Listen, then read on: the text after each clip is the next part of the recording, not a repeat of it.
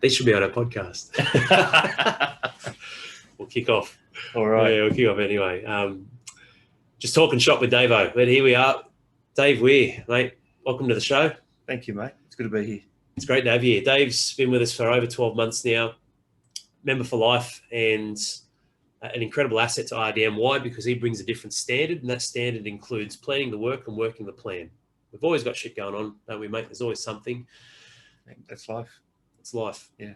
But the reality is what Dave sets in terms of structure, plans, schedules, and habits is something that blew me away at the start, to be fair, mate. You know, it's something where people will look at my life and they'll see that ours are high performer. Yes, but there's a lot of chaos. There is, and there still is in my life. 3 kids under 5, not getting much sleep, tracking my sleep now. And, you know, I'm jealous of the testimonial you gave with Knight Rider, because I'm like, I need to get to that stage and I'll feel amazing.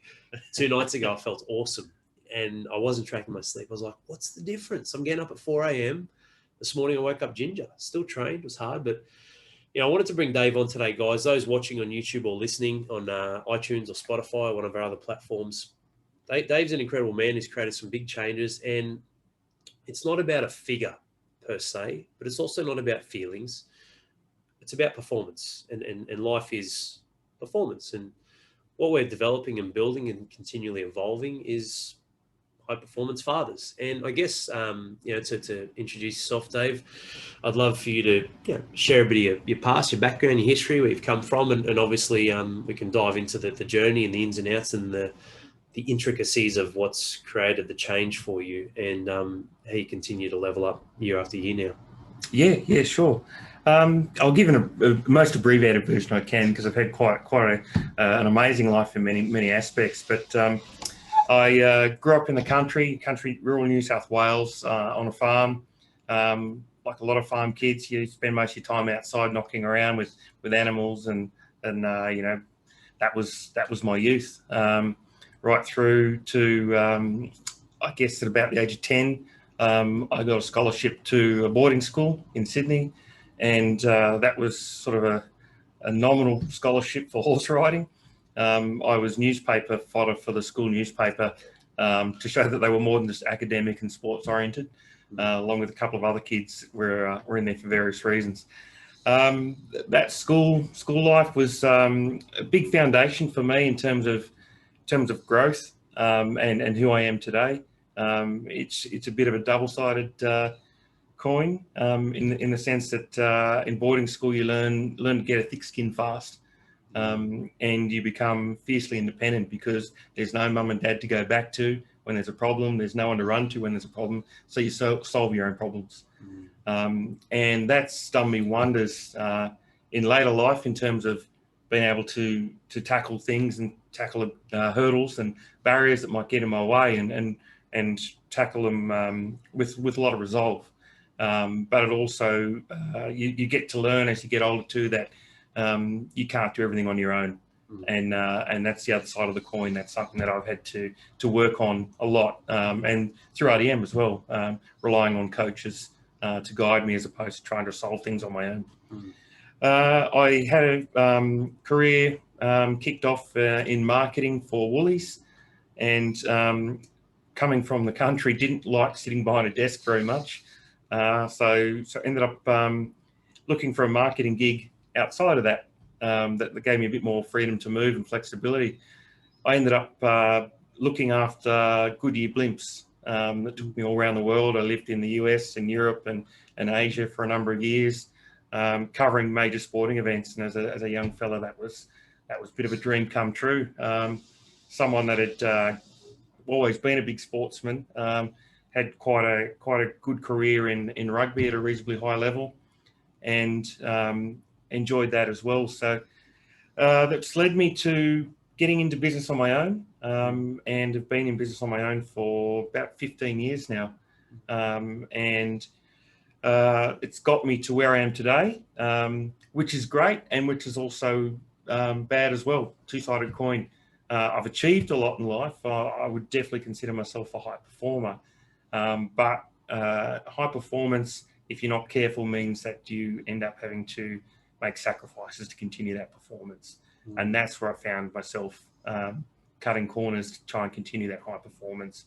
as I wasn't looking after myself. I didn't consider investing in myself worthwhile if it took away from what I considered performance. And that was a bit of a messed up approach that I had.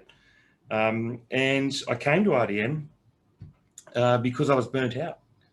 And I'd burnt myself out from trying to continually perform at a really high level in business. And when I couldn't maintain that, I had to find the time from somewhere else to continue that performance. So I'd steal time from maybe time with my wife, or time with my kids, or time from other areas of my life to continue that performance.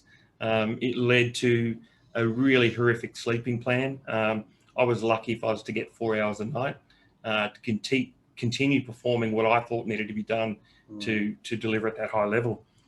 And it burnt me out. It burnt me out. Put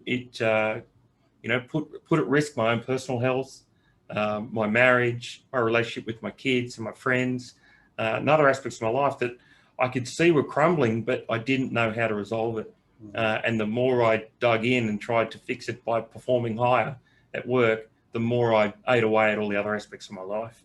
And that's where and why I came to RDM. I realized that I thought I knew what I needed to be. I just didn't know how to get there. And no matter what I tried, it wasn't working. So I knew I needed outside help. Isn't yeah? And here you are. Here I am. Isn't it? It's fascinating, mate. Great intro. And I didn't know that about the Goodyear blimp and the travels and the boarding school. A lot of things that would have hardened you and opened your eyes at the same time. A lot of different experiences. But it's fascinating when you talk about, burnout and what you went through. The 14 and 16-hour days of my life are gone. Like I'm not doing that ever again with work. Yeah. And this might sound funny, especially to some of you fathers who may think or feel like you're successful in certain areas of your life. Well, that's great, but at what cost? And then this is the thing. You don't need to be the whole hustle and grind and the message that gets pushed. And I see it a lot when I follow a few different things with Silicon Valley, like, your work ethic is your badge of honor, but your work ethic is dictated by how many hours you put into your work. And it's like, but what's the quality like? And then these things that are so important to your life, like your family, your children, your wife, they're so important. And as fathers and men, we're looking for that external validation. That's either a dollar sign or what they think legacy is ultimately something that comes crumbling, falling down because they didn't value themselves enough to create the time and space for themselves to perform at a higher level than what they thought was the pinnacle.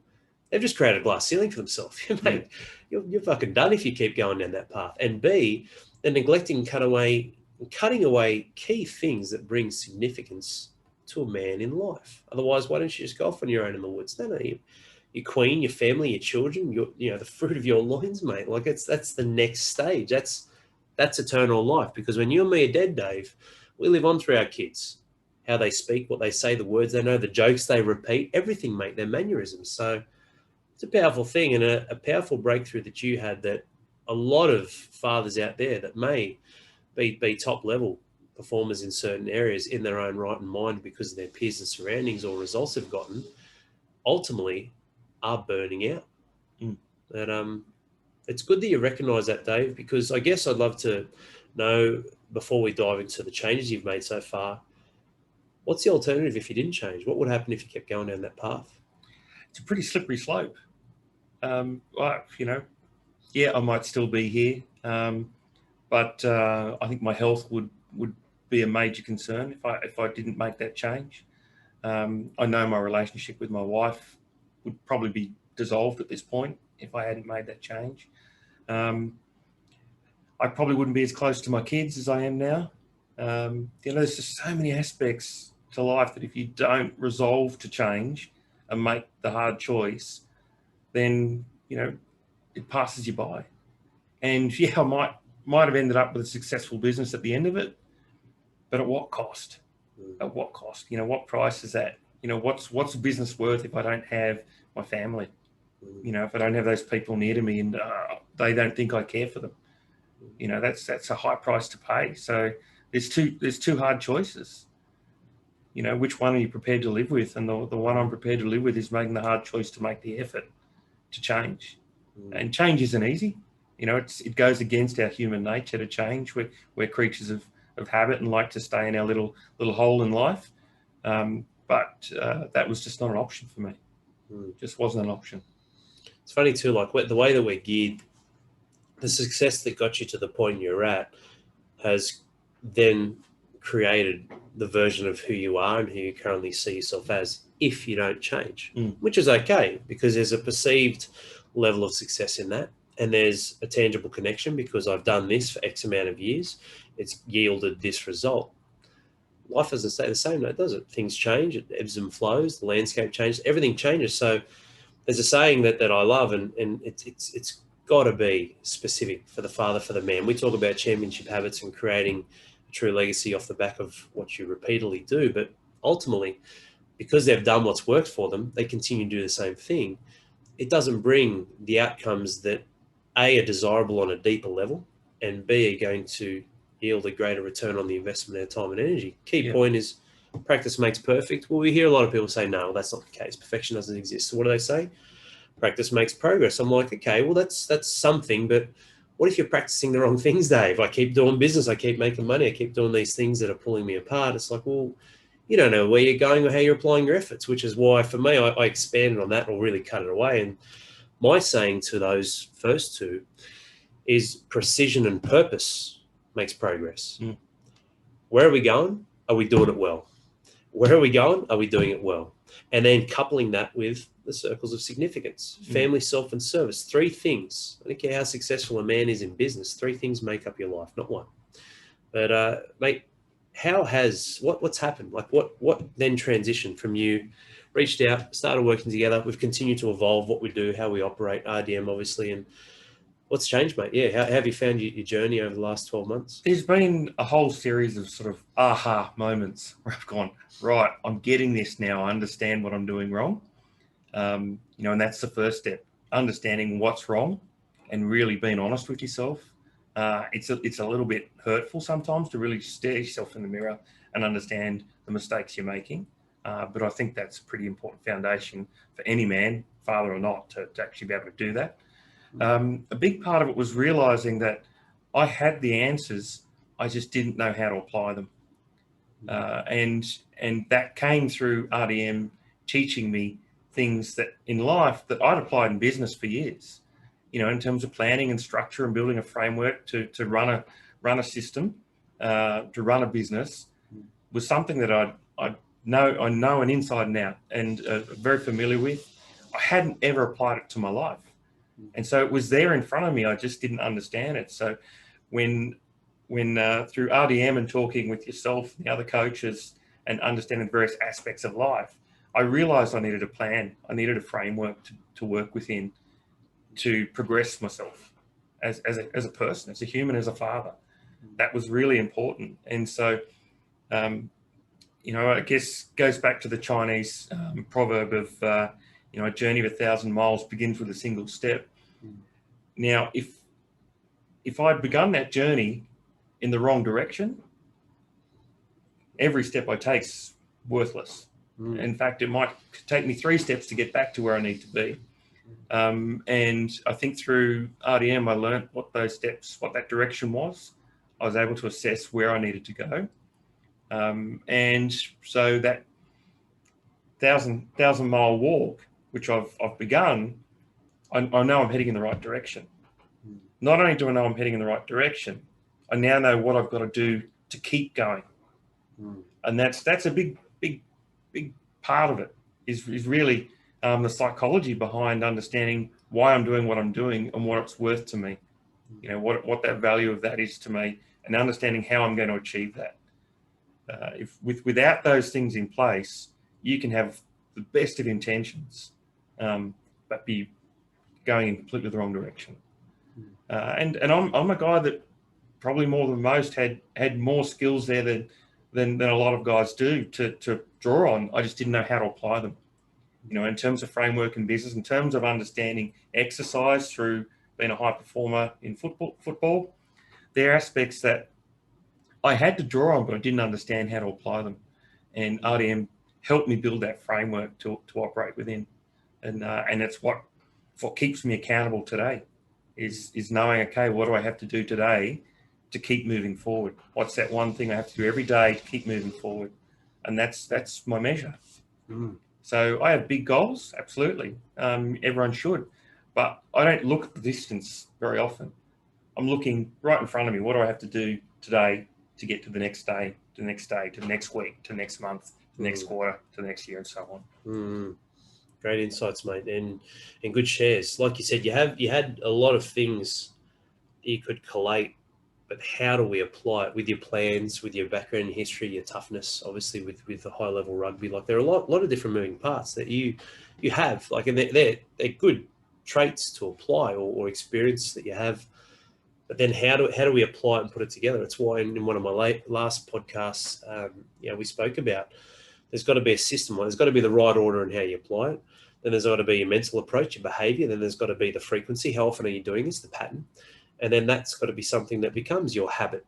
It becomes autonomous. It's what you do. It's just part of who you are now. Like when we look here on the screens, what I have here, my whole day is completely planned out. My journal, everything I've got, it's all set. It's all sorted. Family, self, and service, though. Yes, I'm going to be skewed one day towards business more, one day towards family more. Sometimes I take almost a whole day just for myself. That's okay. Like balance doesn't exist in life, but life is a balancing act. And they are different terms. Like it's not the same thing I just said then. So understanding the value of when to apply what, where, and the frequency of it is critical, man, because like when we talk about habits, it becomes part of who you are, but it's also important to have the right purpose behind the habits you want to build to carve out who you want to be.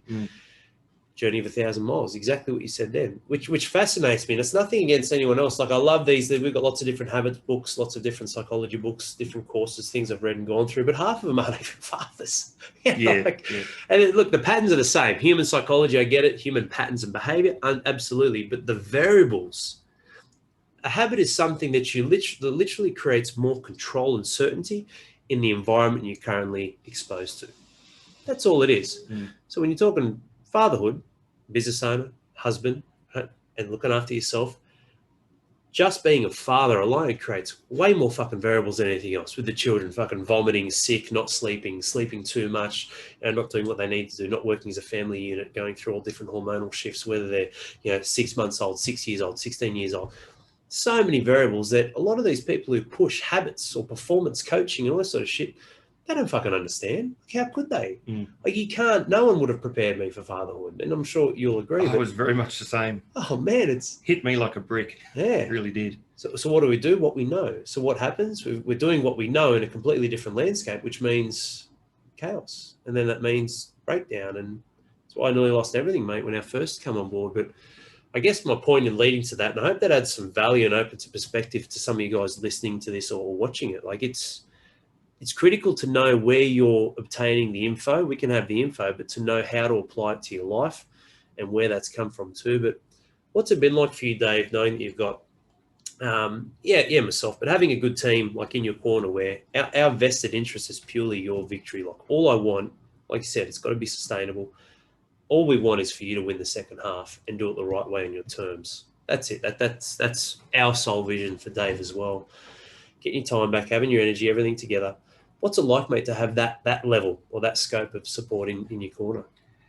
It's been a game changer for me. As I said, I'm used to resolving problems and challenges on my own. To be open to that, that opportunity to sort of put my hand up and say, hey, I need help, and to have coaches, with all different skill sets, jumping forward to help me, quite openly and willingly in their own time, really invested in me. And seeing me succeed is huge. It's absolutely huge. And I've drawn on all the coaches at different times with different needs. Times when I might have been tackling a personal challenge that I couldn't resolve myself. Might be calling on Drew or yourself to help with that and resolve that, work through that process.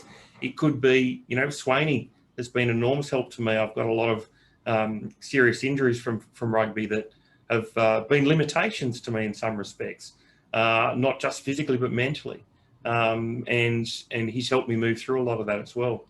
That's been fantastic. So, I guess ultimately I couldn't have done this by myself. When I joined RDM, I think we had a pretty unique conversation. You asked me, what was my weight goals, etc. And I had to be honest, say, I don't have those. I don't know what that number is. I know why I'm doing this, and it's not to do with weight loss. Yeah, absolutely, I can lose some weight, and that would be very beneficial. But it's what's behind that that's really important. So I think getting into this, it's having that clear vision up front. What do you want to achieve? And then using you, Drew, Pete, Adam, Luke, using all of you as the coaches as tools to help me get there. And it's been huge. This last 12 months has been massive personal growth for me.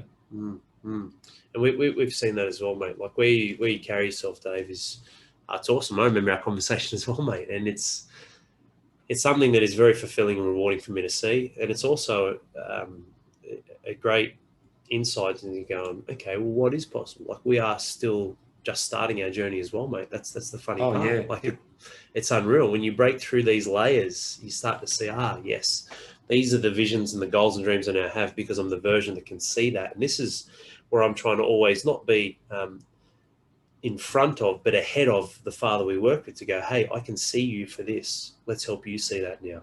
I see you for who you can become. Let's help you. I see you for where you can go now. Let's help you. And continually realizing that, and realizing it not just through your own choices, but backing up with actions to make it truth, to reinforce it, But 2020 was a crazy year, right? Like your business, and it's an awesome business. We use it for our event.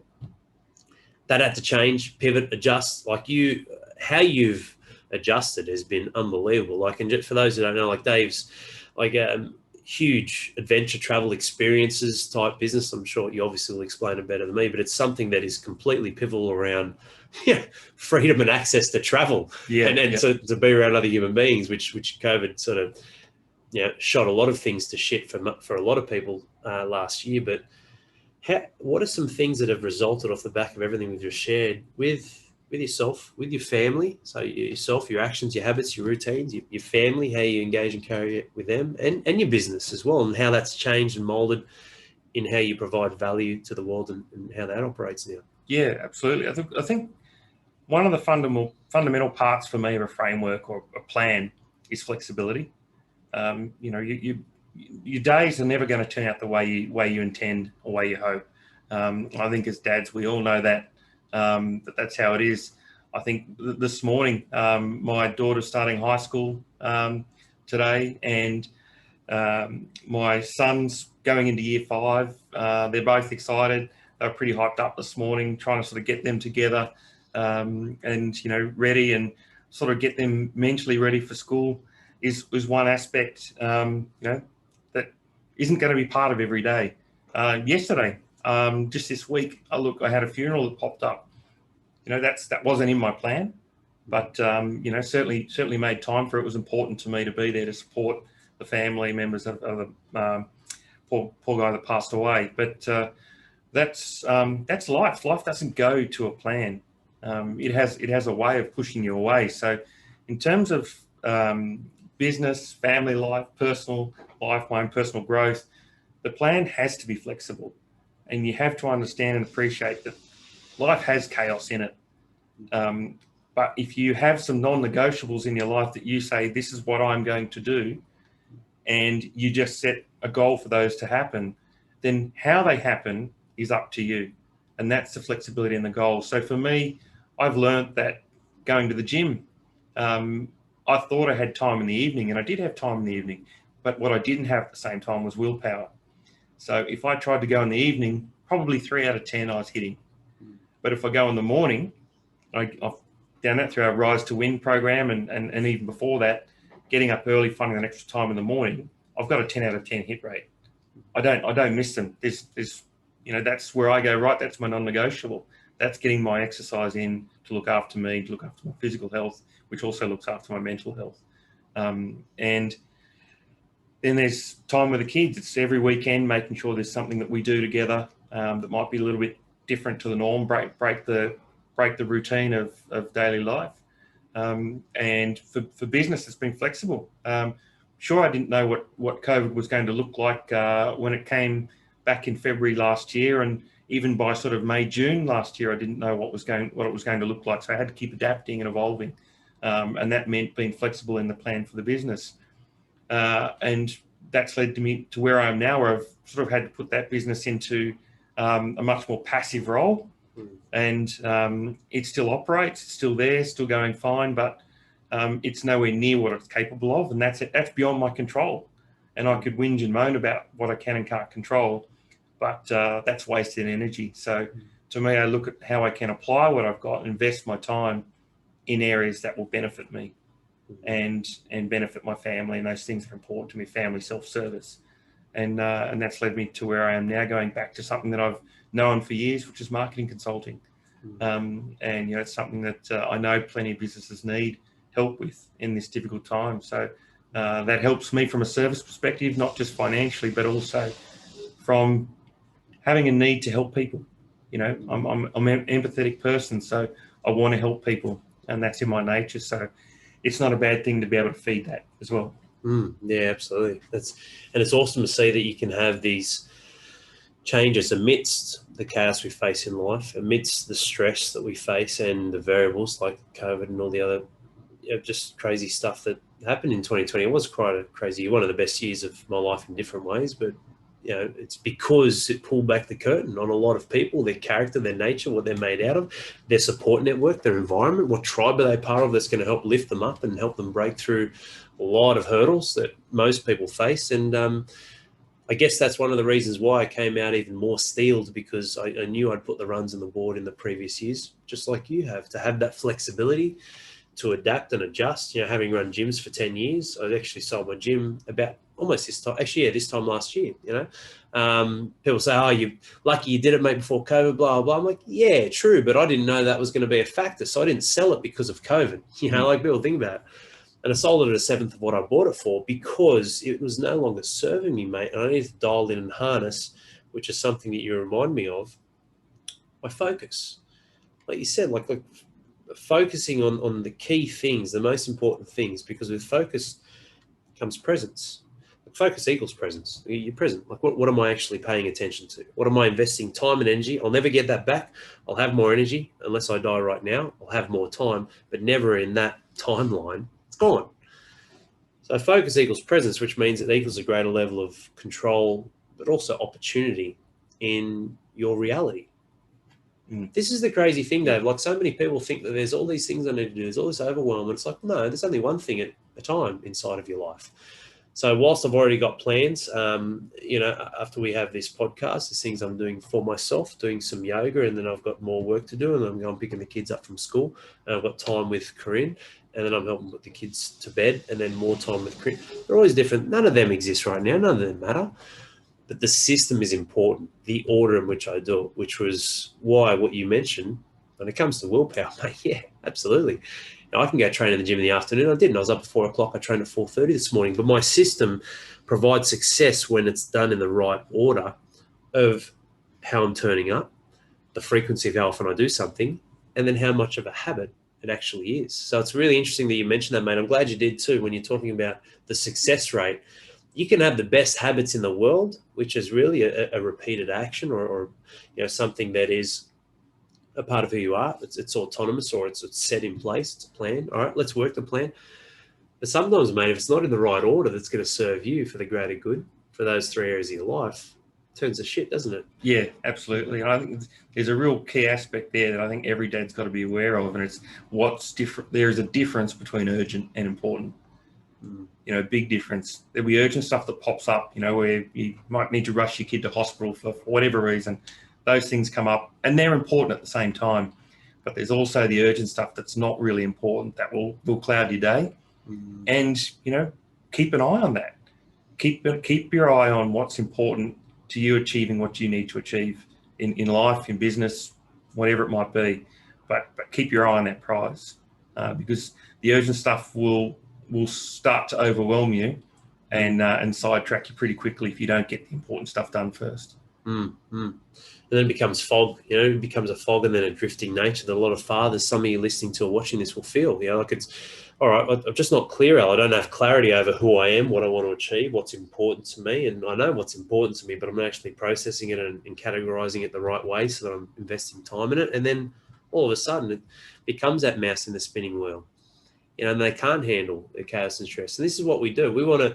We love fathers asking questions, free thinkers, absolutely. You need to process and grow and evolve, 100%. Like, we don't hold hands and save dads, but there are so many things that we want to remove where you don't have to think, just go. Don't have to worry about that. Save your brain power, save your capacity for things that are actually important for what you need to consciously be present on, and let us create the autonomy in your life where you're going to look after yourself. The byproduct is family and service, and then it's done. Just execute. Just do it.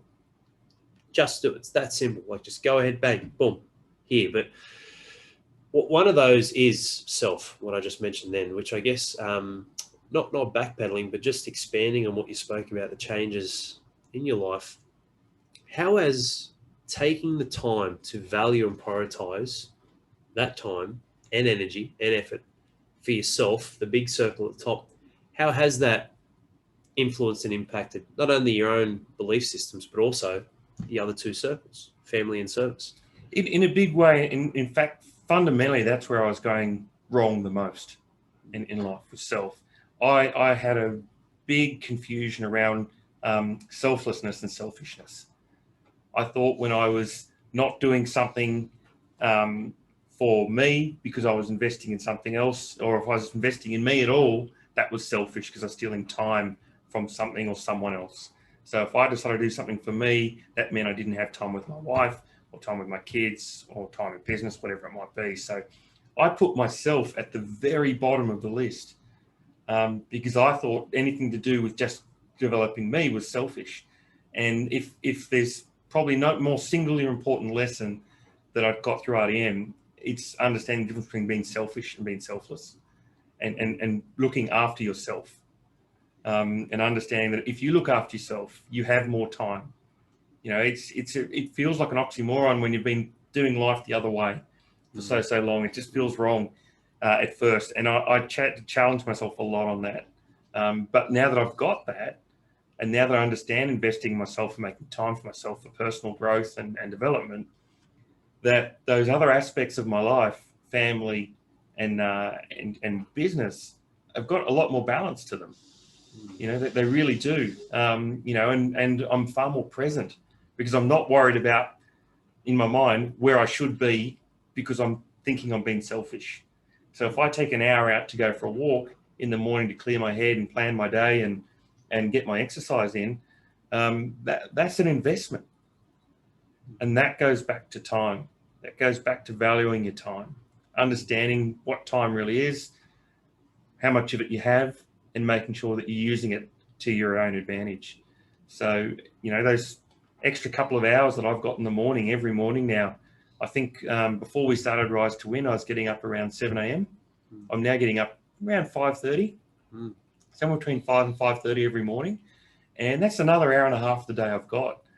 And coming from a guy that was sleeping 4 hours a day when I joined, I'm now getting close to 6 hours, which is just a phenomenal difference. So again, that time I'm in bed is decent investment. I'm not wasting time in front of the TV.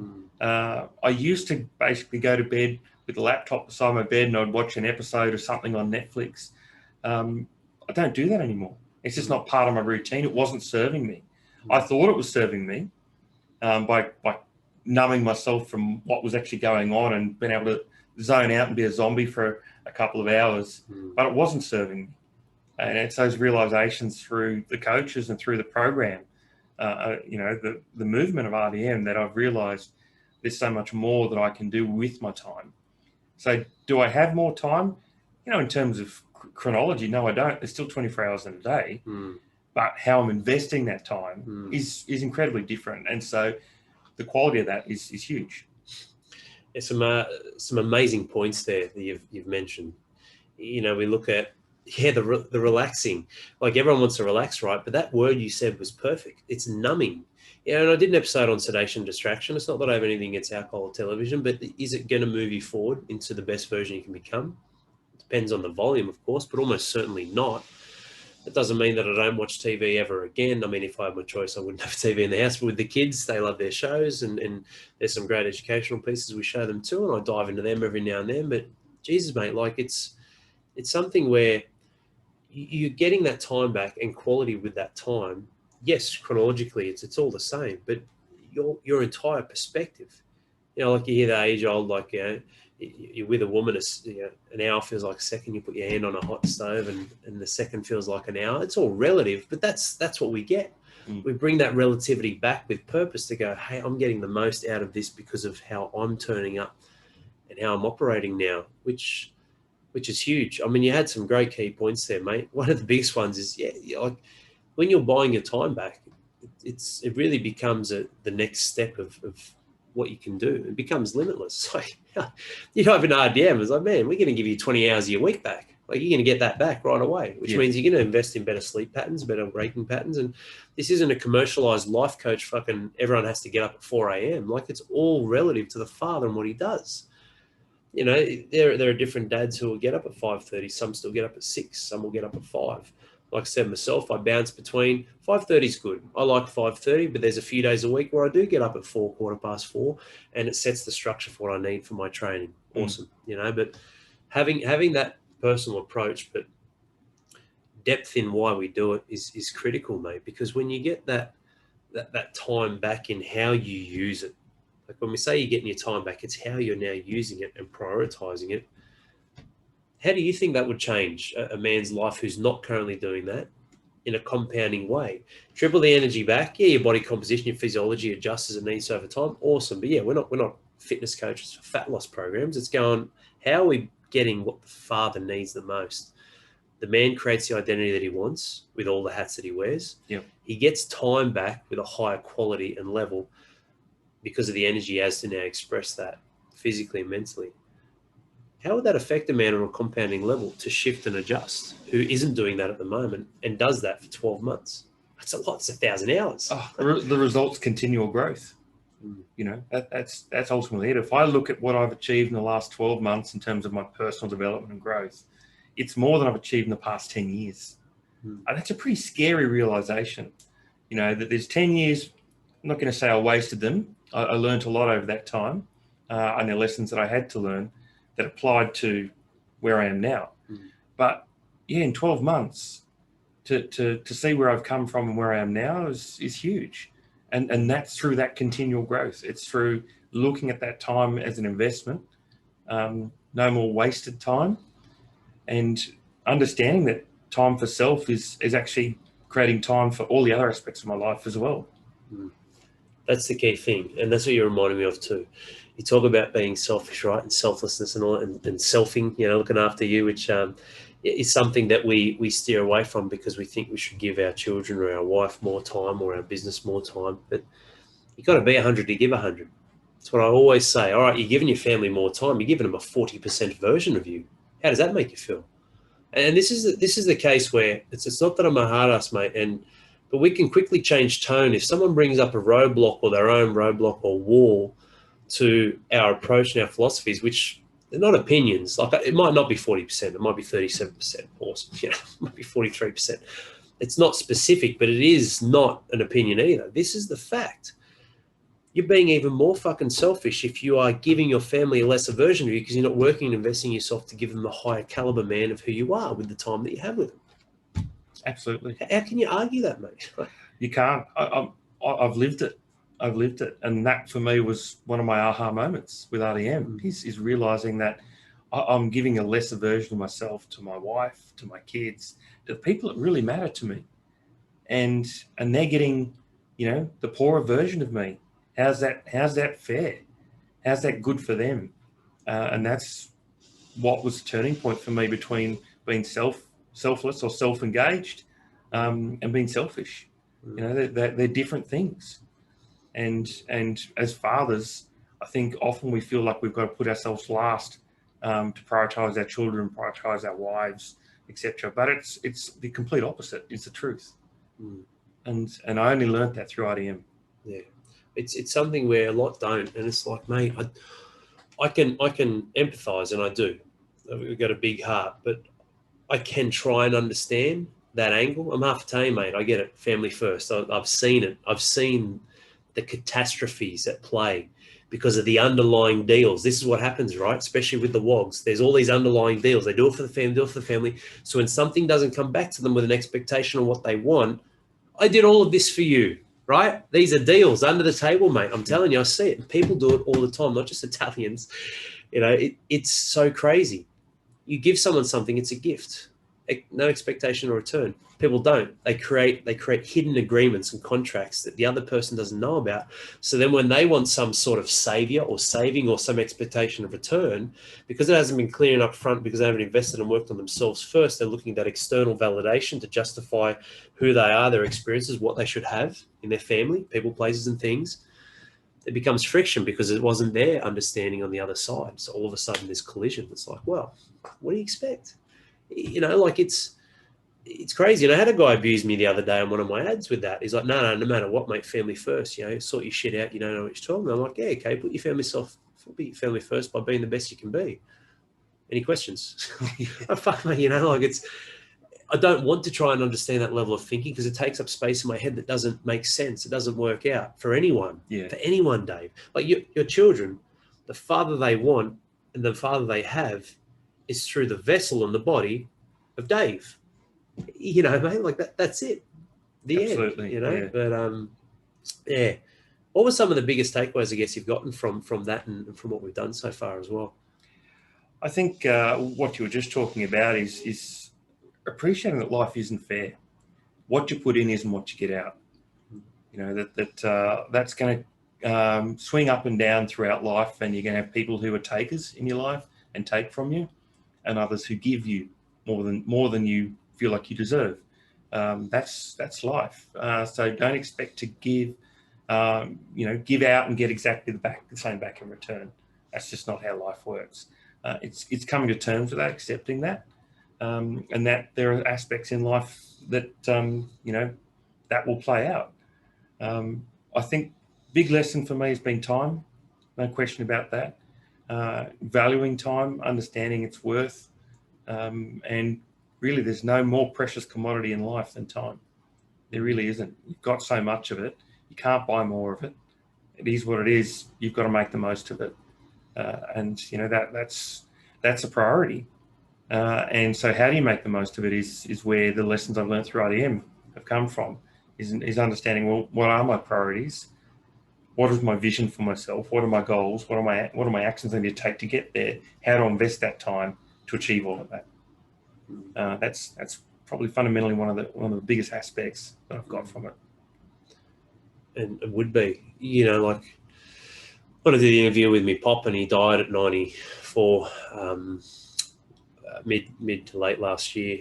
When I did the interview, it was the start of the year, and it was crazy. He's talking. This is a 94. Like he was bringing up memories of they didn't get Christmas presents. All the boys had one bike to share. Horse and cart was common. Cars were rare. It obviously wasn't TV. Yeah. And here he is. He was telling the stories like it goes so fast, so fast. And the last thing he said,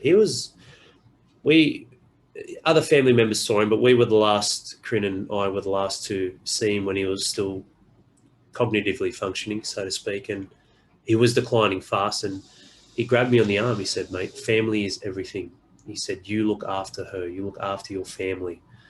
And he was looking in my eyes, and it was very emotional, mate. Like I was welling up more than Corinne. And as my pop-in-law, to be fair, just to be clear on that, so it's Corinne's grandfather. And it's just, like family is what you make. It doesn't have to be bound by blood. Your tribe, your environment, everything around you forms your life. There's one constant with you in your life, Dave, and the constant in Dave's life is the environment Dave's in. It's why this is so important. You know, when we have these fathers that they want to reach the next level, they might be doing very well in certain areas, or they think they are because they've had success, or they've had runs on the board, or certain digits or equations that add up, right? But there's chaos, there's fog, there's no clarity. Life, like you said, you only get so much, is passing by, and they'll blink, and they'll be on their deathbed. Certainly not sitting back going, fuck, I wish I watched more TV and drank more alcohol. They wouldn't be saying that. No real man would a real father would. What would be your advice, mate? Some of those dads, like they want to go to the next level. They're burning out there. They don't know how to utilize their time. They're struggling with energy. Like, as we wrap this up, mate, it's been an awesome episode.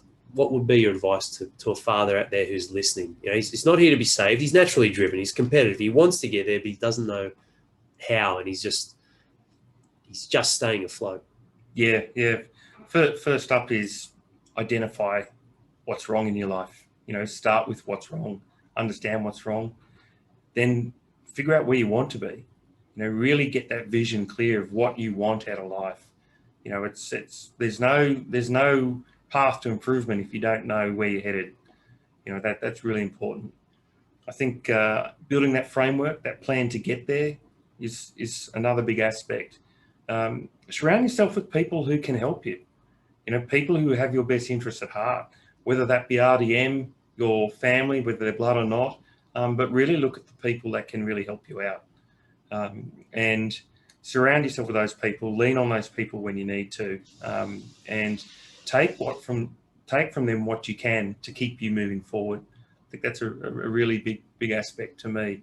Coming from where I came from, I see how much that's helped me in the past 12 months.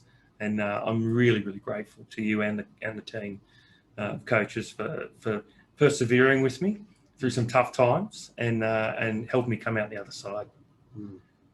And I really think that anyone who's in doubt, or any dad that's really struggling, you know, this is a great platform. It's a movement. It really is. It's a platform to allow you to move forward. But what you've got to understand is you've got to be willing to make the change. Joining something like RDM or anything else, hitting the gym, for example, is not going to make that change happen on its own. You need to understand that you need to be part of that change. It's just not going to happen on its own. So, the network and support you have around you can help you along the way, but you need to be part of that. You need to be willing to change yourself. Yeah, great points, Dave, and love having you on, mate. It's been an awesome episode. Really enjoyed you sharing your story and your journey so far, and this is what we do. You know, we create high performance fathers, and the reason why we say father is because you are not the only one in the world anymore. Like, you're not the only one. Like, you have responsibilities and duties and obligations, but they're gifts, they're opportunity, they're great. But this is your world as well. It's got to be you. That's the key. This is the yin and the yang, right? That's the double side of another coin. It's you are not the only one in the world anymore. You're not 17 or 18-year-old fucking around. Like, this is your life. This is legacy. Like, you want to create legacy, it's got to be you. But this is also your world. You've got to do you first. Be 100 to give 100. And when you do that, you'll create those championship habits that we build, that we continually refine, we evolve as a team with the right environment, and you will level up. Like, it's a bite. You can't not. You can't not. You know, I was saying to you off air, like, I was just laughing. I was like, you know, we used to talk about high energy and motivational. Is it now? It's more with less. Like, the systems, the data, the tracking, how we continually evolve, and we've got some amazing things we keep rolling out. You just turn up like what Dave just finished with. You can't not win. You can't lose. It's done. It's a given. It's what we do. It's what we live and breathe. But it's great having you on, mate. Appreciate having you in, Dave. And pleasure to be in. Thank you. Hope you enjoyed it, mate, as much as I did. I have. Thank you. It's awesome hearing the message from others. Same with you guys listening to this or watching it. Don't just hear it from me. It's great to hear it from other dads who are living and breathing the journey. And it is a movement, mate. It is a change that's important, necessary for the father, for the family, for the communities, for everyone, mate. Everyone, when dads win, everyone wins. You know, it's not something that I lightly say. Absolutely. It's your life. Choose to live it the way you want. You know, make that choice. Sometimes it can feel hard, but what's hard? You know, what is hard is hard 20 years time, major health issues, because you've not done anything with yourself to improve yourself, look after yourself, or is hard making the choice now to change, you know, which is your hard. That's what I'd end with. You know, I think that every dad listening, choose your hard. I couldn't have said it better myself. It's perfect. Hope you guys enjoyed this and got a lot out of it. Join us again soon for another episode on our podcast. Cheers, guys. Thanks, Dave. Thanks, mate.